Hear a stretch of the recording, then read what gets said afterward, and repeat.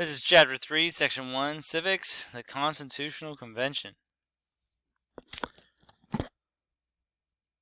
So the problems of the Articles of the Confederation were pretty obvious. There was only one branch of government, the legislative branch. There was no judicial, there was no courts, there was no one leader of the nation, no president, and Congress had no power to collect taxes. How can a government run without any money? And, Congress was dependent on the states for money. They kind of had to ask and kind of hope that they gave them some, out of goodwill so a national government could survive. Congress also had no power to regulate trade. And Congress was dependent on states to enforce the laws. Also, after the Revolutionary War, there was no more Continental Army, and so there was no standing army for the United States to use. That is why, a state militia was needed to disband Shays' rebellion. So, a constitutional convention was called in 1787. Of course, they met in Philadelphia again. And what this main goal was to replace the Articles of Confederation with a new law of the land and form a new national government. Now, George Washington was selected as the presiding officer, meaning he was, he kind of like banged the gavel, created order, during the convention. There was going to be some heated discussion, so he was there to keep order and keep heads cool. Delegates, representatives for each state, came from the 13 colonies, and these are usually wealthy men. Now, why it was usually wealthy men? Well, think about it. These conventions lasted months, and if you are a farmer, you did the farm work yourself, you couldn't take off months of work. So usually these were wealthy men. And the meeting was to be held very secretive, because if the delegates wanted to be able to express ideas without the fear of being ridiculed by the public. They didn't want the papers being heard like, oh, so-and-so said they should do this, so-and-so said to do that. They just want to be able to toss ideas around with no one getting reprimanded for their ideas. They wanted to create a really strong country, something that's never been seen before in the United States. Now, windows were shut and conversations about the convention were only allowed to take place in the Pennsylvania State House. This is the State House right here. These delegates were also called framers. These are the framers of the Constitution because they were framing out or outlining the entire national government. So if you hear the framers, that's who the men at the Constitutional Convention.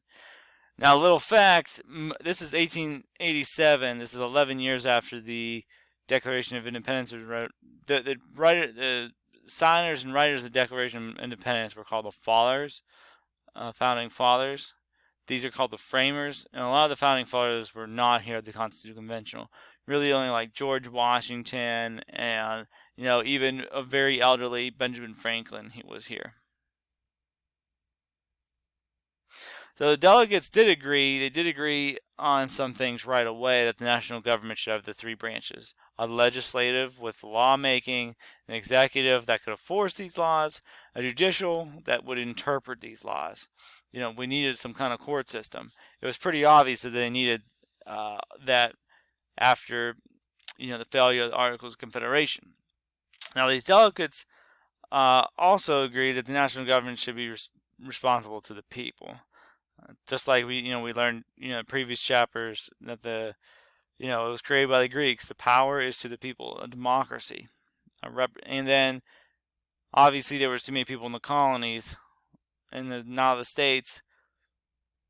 They needed a representative republic. It's really what they needed. So these delegates did disagree on some issues. Large and small states argued on how representation in the legislature would happen. How many delegates, how many congressmen from each state would be in the legislature. Northern and southern states had different cultural views on different laws of the path. The North, in general, outlawed slavery at this time. And in the South, their whole way of life and culture revolved around slavery. So that was a big issue there. And what kind of nation we're going to have, a nation with or without slavery. Now the differences over the economic and trade issues divided the delegates. So they were going to have to do a lot of work to get to agree upon a new constitution. So you have the Virginia Plan. Now James Madison here is considered the father of the U.S. Constitution. He eventually does become president, but he's known as the father of the Constitution. He really was the main player in designing the U.S. Constitution. But he designed the Virginia Plan for the legislative branch. A bicameral legislature with two houses that make up the legislative branch. Now this is by no means a new concept, but he kind of borrowed it from England. England had a bicameral, or has to this day a bicameral legislature, House of Lords and House of Commons. House of Lords is kind of like the elite group, and House of Commons was the lower class group. They would have to work together to pass laws. So this is kind of what he had envisioned. But he wanted a two-house legislature. Representatives in both houses would be elected, and the number of representatives would be determined by a state's population. The more people a state had, the more representatives in government the state had. There would be a committee of 3 people that made up the executive branch. There wouldn't be just one central president. There'd be a group of 3. Not a bad idea.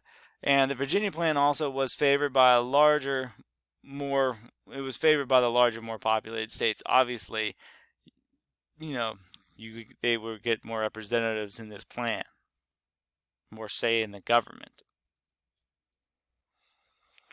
Obviously, the smaller states had something to say about the Virginia Plan. The smaller populated states were afraid that states like Virginia and Pennsylvania with a higher population would have most of the say in the government under the Virginia Plan. They said that the smaller states would lose out on a say.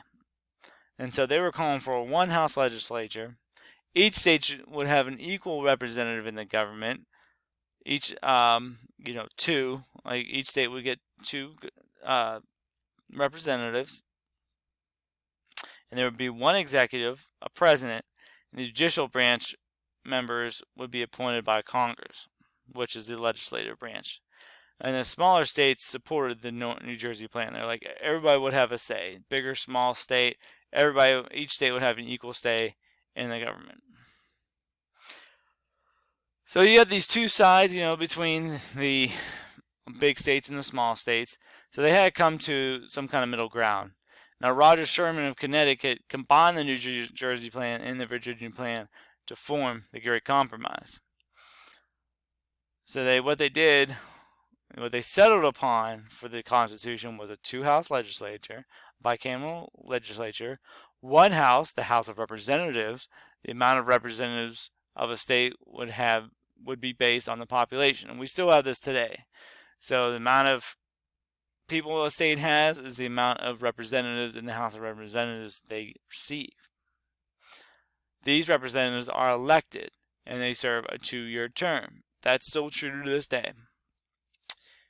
In the Senate, each state would have 2 senators.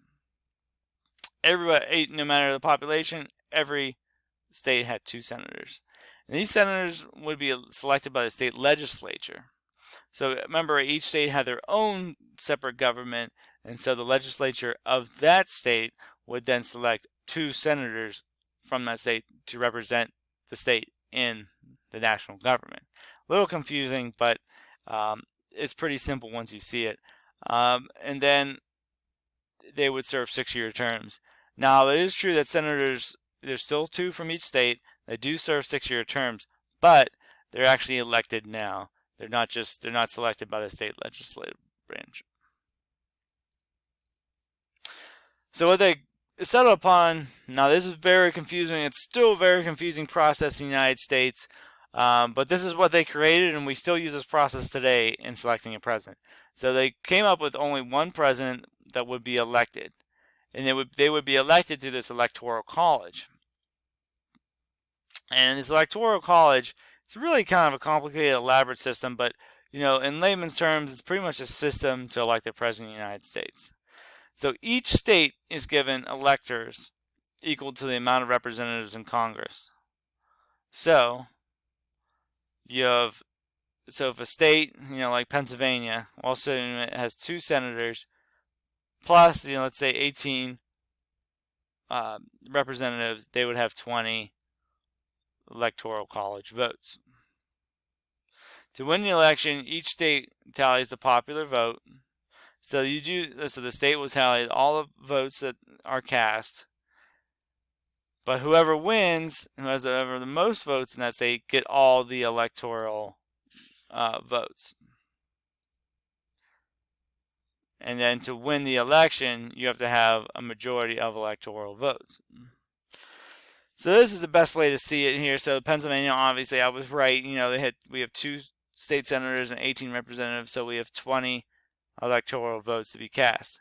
So even if it's 51%, let's say in this election, this was Trump versus Clinton. Let's just say it was that election.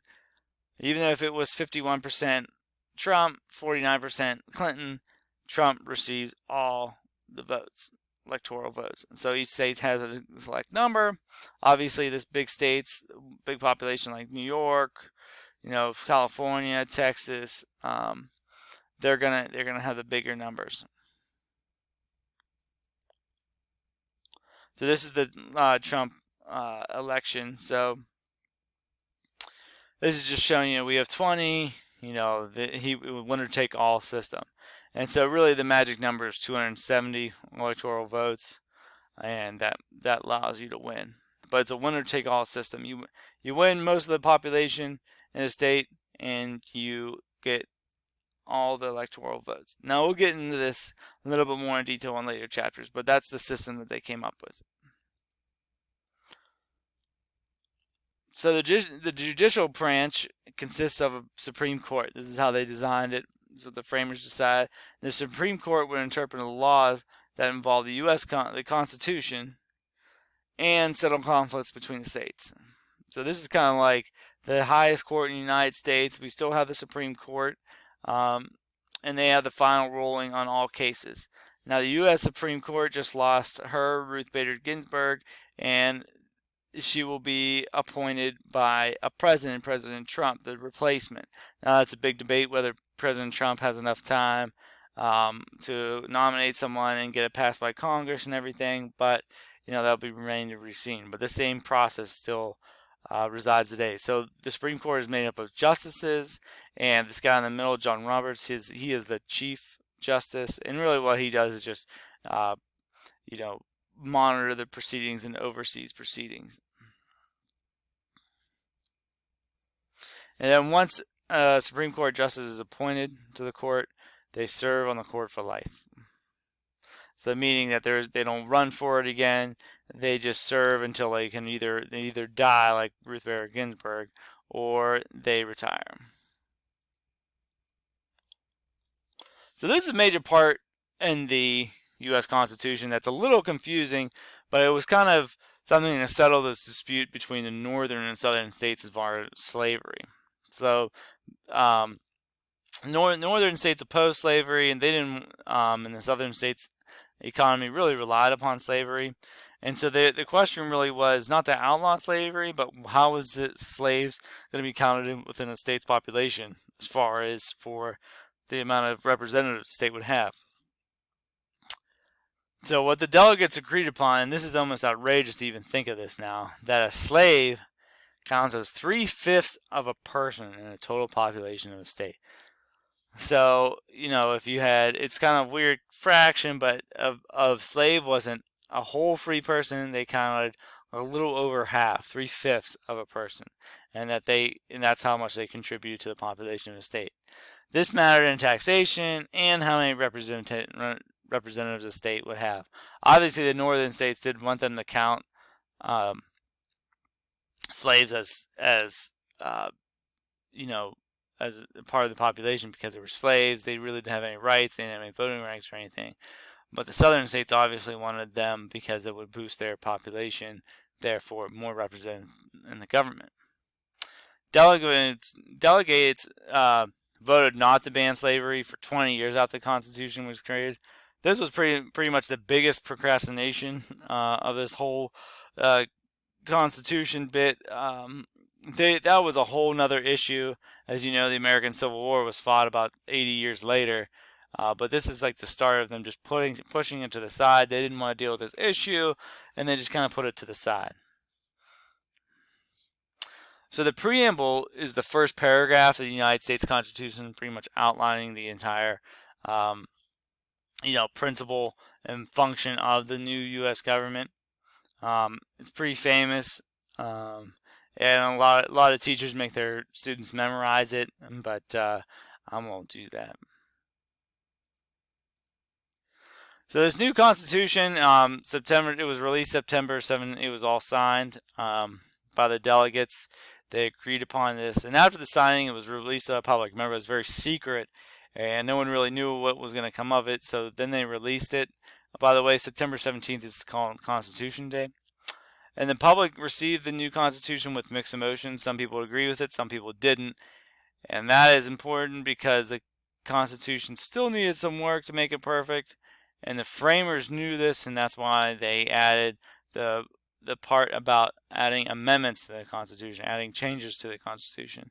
And that is something we'll focus on in the next section.